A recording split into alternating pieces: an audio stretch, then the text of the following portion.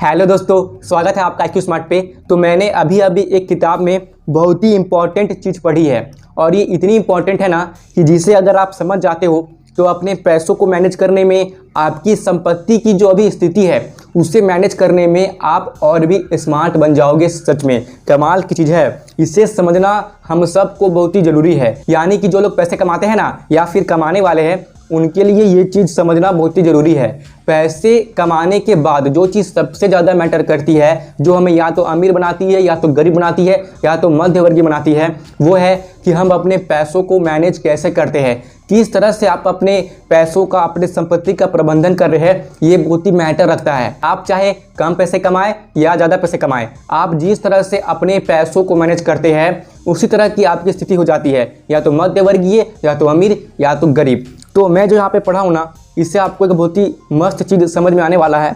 तो चलिए मैं आपको वो दिखाता हूँ और आपको मुझे कमेंट में ये आंसर करना है कि जो चीज़ मैं आपको पढ़ के सुना रहा हूँ ना, वो मैं आपको किस बुक से पढ़ के सुना रहा हूँ। उस बुक का नाम आपको कमेंट बॉक्स में बताना है। ज़रा मैं भी तो देखूँ कि आप कोई फाइनेंशियल बुक पढ़ते हो कि नहीं, अपनी फाइनेंशियल इंटेलिजेंस को बढ़ाने के लिए। तो वीडियो में आगे बढ़ने से पहले इंट्रो दिखाई जाए।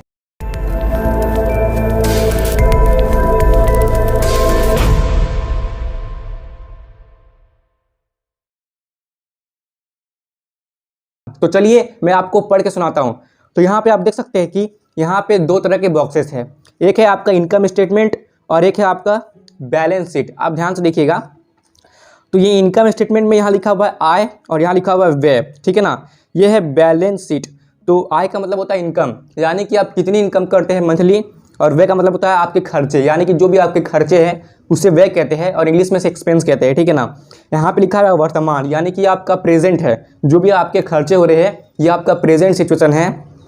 ये है बैलेंस शीट, जिसमें संपत्ति और दायित्व के बारे में बताया गया है, यानी कि एसेट्स और लायबिलिटीज़।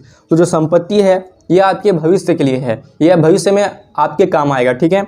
और ये जो दायित्व है यानी कि लायबिलिटीज़, तो ये आपके अतीत के लिए है, यानी कि आपने अपने अतीत में, अपने पास्ट में आपने जो भी लोन्स वगैरह, जो भी उधार वगैरह आपने लेके रखा है ना, तो ये आपके दायित्व में आएगा। यानी कि जो काम आपने अतीत में किया है, जो उधार या लोन आपने अतीत में लिया है, तो उससे तो आप अभी अपने प्रेजेंट में चुकाओगे ना, तो इसे मैं दायित्व में काउंट करूँगा, ठीक है। अब मैं जाता हूँ नेक्स्ट पेज में। तो आप यहाँ पे देख सकते हैं कि ज़्यादातर लोग जिस तरह से पैसे मैनेज करते हैं वहाँ पे ये चीज़ दिखाया गया है, ठीक है। ये है इनकम स्टेटमेंट, ठीक है ना। तो अधिकतर लोग तो नौकरी करते हैं, उनको जो इनकम आती है वो नौकरी से आती है। तो इनकम आने के बाद, यानी कि नौकरी से उन्हें इनकम आई, अब ये इनकम ये खर्चे वाले कॉलम से होकर बाहर निकल गई। ध्यान से मेरी बातों को समझने का प्रयास कीजिए। अधिकतर लोग अपने पैसों को इसी तरह से मैनेज करते हैं कि नौकरी से जैसे ही उन्हें पैसे मिलते हैं बस वो खर्चे करके निकल जाते हैं, यानी कि पैसे मिले खर्च कर दिया, पैसे मिले खर्च कर दिया। तो ये अधिकतर लोगों की पैसे मैनेजमेंट करने की स्थिति है कि पैसे आते ही उसे खर्च कर दो, यानी कि ये एक्सपेंस वाले कॉलम से होकर बाहर निकल जा रहा है, ठीक है। अब मैं आपको एक चीज़ और दिखाता हूँ। यहाँ पे आप देख सकते हैं कि जो लोग मिडिल क्लास के लोग होते हैं ना, मध्यम वर्गीय लोग, वो अपने पैसों को किस तरह से मैनेज करते हैं मैं आपको दिखा रहा हूँ।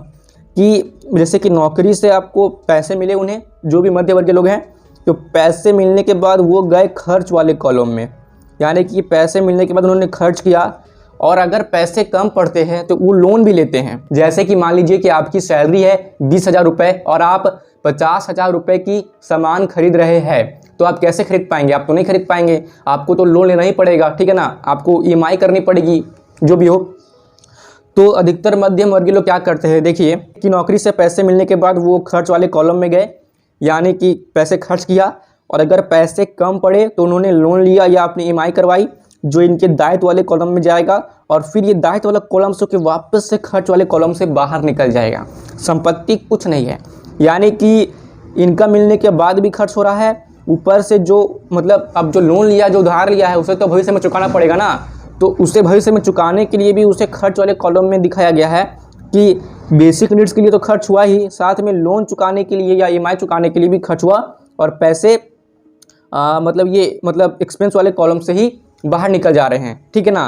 तो यहाँ पे क्या हो रहा है कि कुछ पैसा बच ही नहीं रहा है, उल्टा और पैसे देने की स्थिति आ रही है, ठीक है ना। सेविंग्स नहीं हो रही है और इन्वेस्टमेंट भी नहीं हो रही है। तो मध्यम वर्गीय लोगों का यही जो मतलब सबसे बड़ा मिस्टेक होता है कि वो हमेशा मध्यम वर्गीय में ही रह जाते हैं, ना तो वो ऊपर उठ पाते हैं और मतलब एक तरह से आगे चल के वो नीचे ही चले जाते हैं, ठीक है ना, क्योंकि महंगाई बढ़ती रहती है। अब जितनी अधिक महंगाई बढ़ती है तो महंगाई अधिकतर अपने चपेटे में मध्यम वर्गीय लोगों को और गरीब वर्गीय लोगों को लेते हैं, ठीक है ना। अब जो गरीब वर्गीय लोग हैं, जैसा कि मैंने आपको बताया था कि उनके पास कोई दायित्व नहीं होता, कोई संपत्ति नहीं होता, बस उन्हें जैसे ही पैसे मिलते हैं तो वो उनके खर्च वाले कॉलम से बाहर निकल जाती है, ठीक है ना। वो बस कमाते हैं और खर्च करते हैं। और मध्य वर्गीय लोग क्या करते हैं कि कमाते हैं, खर्च करते हैं, लोन लेते हैं, अपनी ईएमआई करवाते हैं, अपनी दायित्व को भरते हैं, अपनी लायबिलिटी को भरते हैं और वापस से खर्च करते हैं। तो इनके पास भी कोई खास संपत्ति नहीं होती है।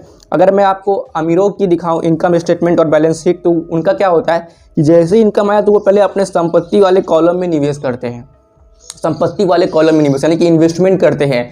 और ये तो आपको पता ही है कि इन्वेस्टमेंट की कितनी पावर है। इन्वेस्टमेंट से जो आपके पैसे होते हैं ना, वो आपको और भी पैसे बना के देते हैं।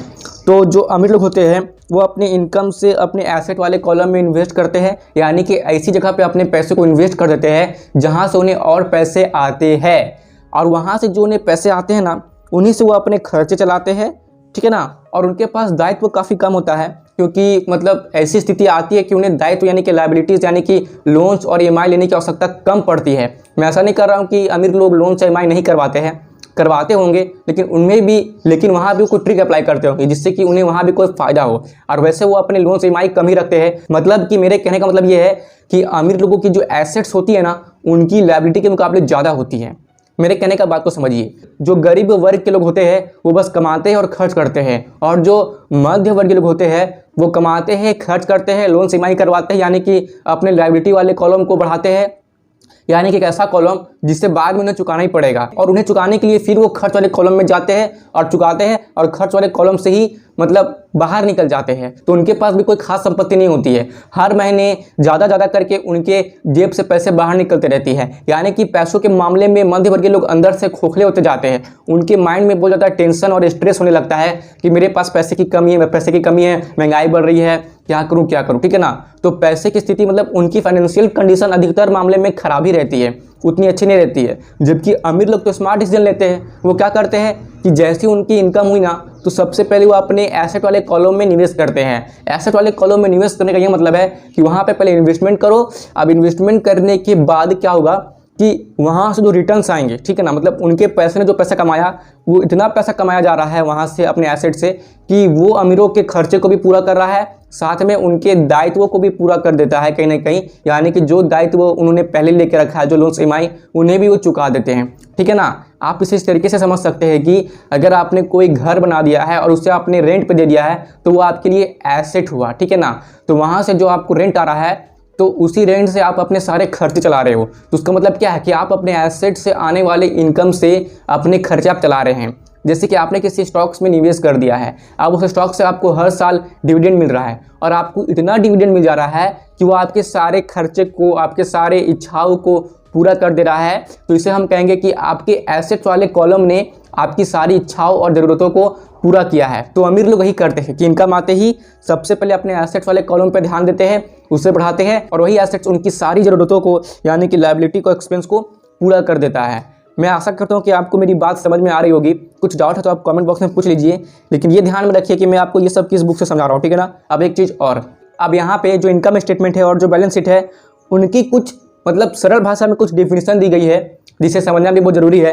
तो यहाँ पे इनकम का डेफिनेशन ये दिया गया है, समझिए ध्यान से। आप अपने बॉस के बिजनेस का ध्यान रखते हैं, यानी कि आप जिसके यहाँ भी नौकरी कर रहे हैं तो आप ये ध्यान में रख रहे हैं कि जो आपके बॉस का बिजनेस है वो मतलब अच्छा चले। आखिर आप जहाँ पे नौकरी कर रहे हैं तो आप अपने बॉस के लिए तो काम कर रहे हैं ना, आप वहाँ जो भी काम कर रहे हैं उसके लिए आपको सैलरी मिल रही है। तो बस यहाँ पे ही लिखा है कि आप अपने बॉस के बिजनेस का ध्यान रख रहे हैं, ठीक है ना। इनकम का मतलब ये है। आप एक्सपेंस यानी कि व्यय, इसका मतलब यह है कि आप टैक्स के माध्यम से सरकार के बिजनेस का ध्यान रखते हैं। हर वस्तु खरीद कर आप दूसरों के बिजनेस का ध्यान रखते हैं। तो सिंपल सी बात है, ये आप जो भी खरीद रहे हैं तो आप दूसरों के बिजनेस को ही बढ़ा रहे हैं, तो एक्सपेंस हो गया, ठीक है ना। अब कई लोग टैक्स भी भरते हैं। अब बात करते हैं आपकी लायबिलिटी की। ये बैलेंस शीट में ये एसेट्स और ये लायबिलिटी है। तो लायबिलिटी में यह है कि आप अपने बैंकर के बिजनेस का ध्यान रखते हैं, यानी कि जिन्होंने आपको लोन दिया है, आपकी ईएमआई करवाई है, आप उनके बिजनेस का ध्यान रख रहे हैं। यानी कि आप अपनी जेब खाली करके उनके जेब को भर रहे हैं। कई बार क्या होता है ना कि अगर आप किसी चीज़ को एक ही बार में खरीद लेते हो, पूरे डाउन पेमेंट देके, यानी कि आपने पूरे पैसे देके किसी चीज़ को एक ही बार में खरीद लिया, तो आपको जितने पैसे लगते हैं उतने तो लगते हैं, लेकिन अगर आप उसकी EMI कराते हैं ना तो आपको ज़्यादा पैसे पड़ जाते हैं इंटरेस्ट के साथ, ठीक है ना। तो यहाँ पे यही चीज़ हो रहा है कि आप अपने लायबिलिटी वाले कॉलम में निवेश करके ना अपने बैंकर के बिजनेस को ध्यान में रख रहे हैं, यानी कि आप अपने बैंकर के बिजनेस को बढ़ा रहे हैं। सिंपल सा मतलब है, अपनी जेब खाली करके आप उनकी जेब को भर रहे हैं, ठीक है ना। और यह संपत्ति का मतलब है ये आपका बिजनेस है। यही चीज़ आपको चाहिए। आपको यहाँ ध्यान देना है मेन संपत्ति पे, मेन एसेट्स पे। ये चीज़ मैंने अपने पुराने वीडियोस में पहले से ही बोल रखे हैं। काफ़ी दिनों से मैं ये चीज़ नहीं बोल रहा था, इसलिए मैं आज बोल दे रहा हूँ कि आपको अपने एसेट्स को बढ़ाना है, आपको अपने संपत्ति को ध्यान में रखना है, इससे ही इंक्रीज़ करना है। जब आप अपने एसेट्स को बढ़ाएंगे ना तो ये चीज़ आपके सपने को पूरा कर सकता है, यानी कि लग्जरियस लाइफ से रिलेटेड, यानी कि जो विलासिता वाली जीवन होती है इससे संबंधित आपके जो भी सपने हैं, जो भी स्वप्न है ना, वो ये एसेट्स वाले कॉलम पूरी कर सकती है। खैर आप मुझे ये बताइए कि मैं आपको जो भी बता रहा हूँ ना, ये किस बुक के माध्यम से मैं आपको बता रहा हूँ। और इस बात का ध्यान रहे कि ये मैं आपको रिच डैड पुअर डैड से नहीं बता रहा हूँ।